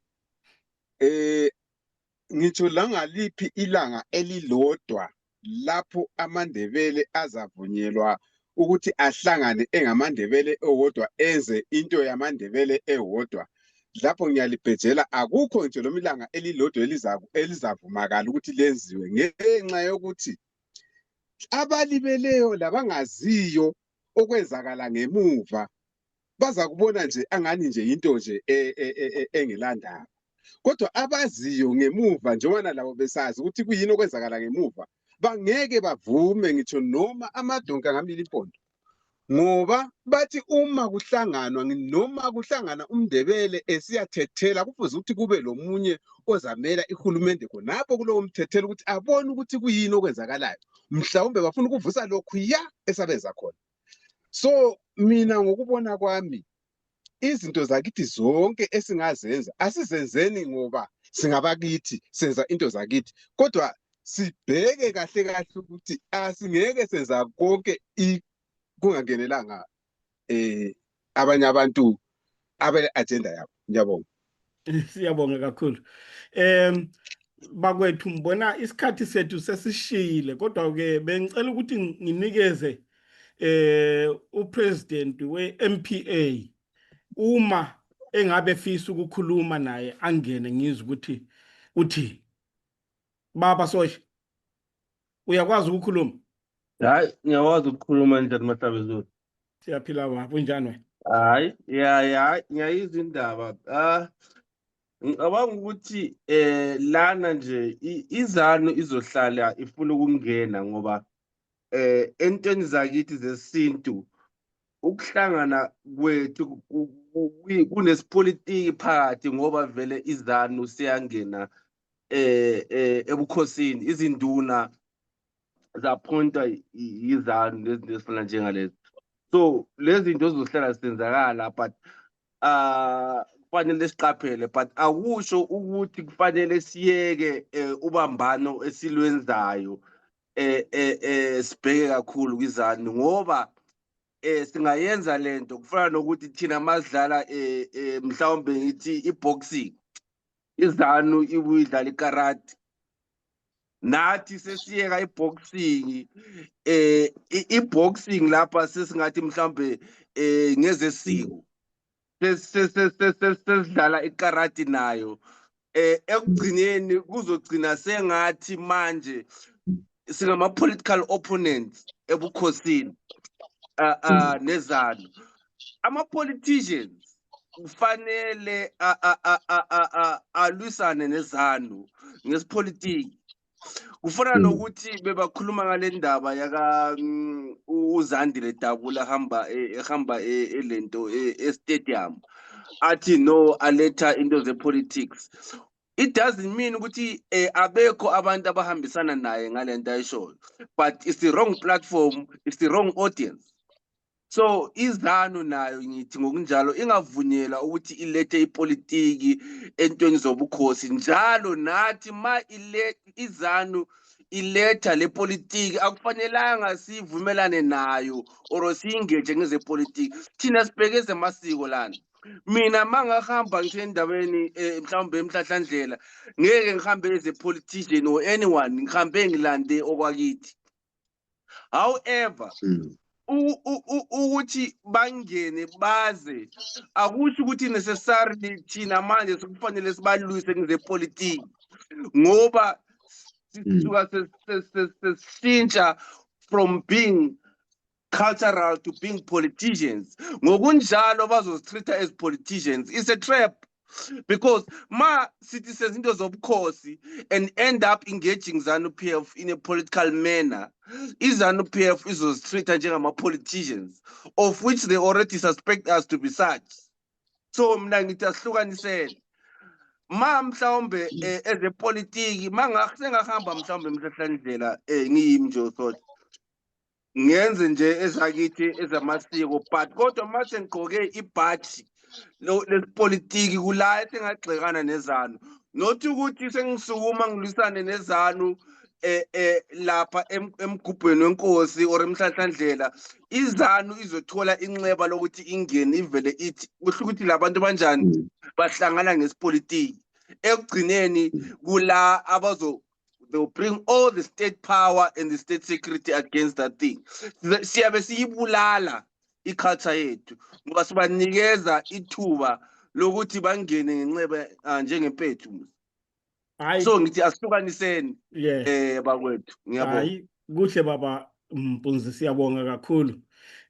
Bakwethu ngicela uma ekhona omunye ongabe ethanda ukukhuluma, sesisalelwe imzuzo engaphansi kwe-10 minutes ukuthi siqede. Uma ekhona ongabe efisa ukukhuluma akakhulume. Andubane nginikeze ubaba umoyo nobaba uMalinga amathuba wokuthi besinikeze amazwabo okugqiba. Ngabe khona Ngakhuluma kanti? Yebo ngakhuluma ba. Aphendulekanga umqondisi laphana umoyo umfoka moyo ngendlela okhuluma ngakhona. Ngimbuza umbuzo kamphendulanga kahle. Anzwanga ngoba uthe eMidlands some sort of amakaranga, and then yena uyakhona yini ukuthi akuhlukanise mayihlangana lakho endleleni kanti amashona ngubani? Kuphaka kamphendulanga kahle khona phana ngathi angazi amzwisanga kahle ukuthi ukhulume ngokuthi amakaranga njani njani. Kanti amashona ngubani? Because mathe ungathatha umkaranga umthethe eGugu umlethe eMhlahlandlela. Ekhuluma into leyana umuntu awazi uzathatha ukuyishona. Isinto yangikhona. And then another thing, kamphendulanga ngendaba ye4 million. And another thing okunye ade engikhohle ukumbuza khona ukuthi kanti kungani kuhlaselwa iqembu lakhe kumbe ama-followers akhe ehlasela inhlangano ezi-independent like ama-cultural organization angasoma-politician. OZANU labo-CCC kabababoni yini okumele bengene la background? Because abantu ababahlaselayo total kufana lokuthi uyiplayer ukuphasela umuntu osegrandini obukela ibhola ukuthi u-expect igoli. Ngicabanga ukuthi kurongo lapha. So asize khonapha. Okay, ngiyakuzwa baba. Baba Moyo ngazi noma ufisa ukumphendula ubaba uGwabalanda. Angisoze ngimphendule uGwabalanda babunkala. Apparently if I had known ukuthi uzofaka umuntu onjengogwabalanda lapha, angikho prepared ukumphendula ngoba ngesinye isigangi lesi osesuke wacreator amanye ama-platform ewa-created i-MRP. Imibuzo yakhe yonke leyayibuzayo irrelevant kimi. Ungomunye wabantu engimaziyo ukuthi i-agenda yakhe ngiyokwehlukanisa abantu, especially thina le MRP. So imibuzo kathesi ukuthi eqalisa ukumbuza ukuthi amashona ngobani, mina yimi engile definition yokuthi amashona ngobani. I'm not going to waste my time and stoop so low to try and answer uGwabalanda. Ngiyamazi ngakwelinye icele ukuthi uyinhloboni yomuntu, ungomunye womuntu abanga-create wena uku-media fraternity babunkala u-interviewer abantu ungathathi side. Ulo uGwabalanda uya-creator imedia yakhe nje solely for trying to character assassinate me and MRP. I'm not going to stoop that low ukuthi ngizifundise ukuphendula kumbe ngifundise ipolitiki nguGwabalanda. Hayi uzadlala lalabadlala labo, mina ngisekwakheni isizwe, hayi ukuzochaza i-definition yamashona. Kayidinga ku-dictionary yamashona i-definition yamashona ukuthi amashona ngoba, not mina. I can't stoop that low to answer that silly question. Okay, hayi no sibongile kakhulu. Bakwethu bekuluhlelo oluhle kakhulu lolu. Kuhle ukuthi njengomthwakazi sikwazi ukuthi sihlale phansi sidingide, sicubungule, sihlaziye indaba ezinzima, singaze sabele ebudeni. Asibonge kakhulu baba uMoyo ngokuraiser ama-difficult questions. Othola ukuthi abanye bethu siyabe sesaba ukuthi sikhulume ngakho. Kodwa ke siyazi ukuthi sonke singumthwakazi njalo sonke sidinga ukwakha umthwakazi. Kungaba buhlungu ebantwini, kodwa ke uma si-engagana ngenhlonipho, yikho lapho isizwe esikhula khona, yikho lapho isizwe esindlondlobala khona, yikho lapho isizwe esibambana khona, okuyikho esikufisayo. And kakhulu kumele siyihloniphe kakhulu, ikakhulu imigubho. Siyayibona ukuthi iyakhula iba umhlaba wonke nje. eMelika ubukhona this year, eAustralia ubukhona this year, e-UAE ubukhona this year, e-UK ubukhona this year, eMhlahlandlela ubukhona this year. Ngingakutshela ukuthi into eyesatshwa isitha kunakho konke ukuthi umthwakazi ubambane. Ngoba lapho umthwakazi ubambene ayikho into engakwazi ukuthi ime phambi kwethu, ayikho. And umgubho usuqalile ukuthi usinikeze that platform yokubambana njengabantu bakomthwakazi. Baba Malinga, ngicela baba usinikeze amazwi akho ngamafishane okuvalelisa nje okugqiba. Angibonge bafowethu, ngibonge bakwethu, ngibonge lapha umholi wami laphana uSotsha ukuthi engisopolitiki angene ngendlela akhulume ngakhona. Siyabonga umholi wami, into esithokozelayo ukuthi sizwe abaholi bezombangazwe besho ukuthi cha, mase kufanele sikhulume ngesiko, sihlangane siyingane zakomthwakazi, sikhuluma ngokwakwethu okuphila isiko, kufuna sithi kuphela kancane kwezembangazwe. Ngiyabonga umholi wami laphayana.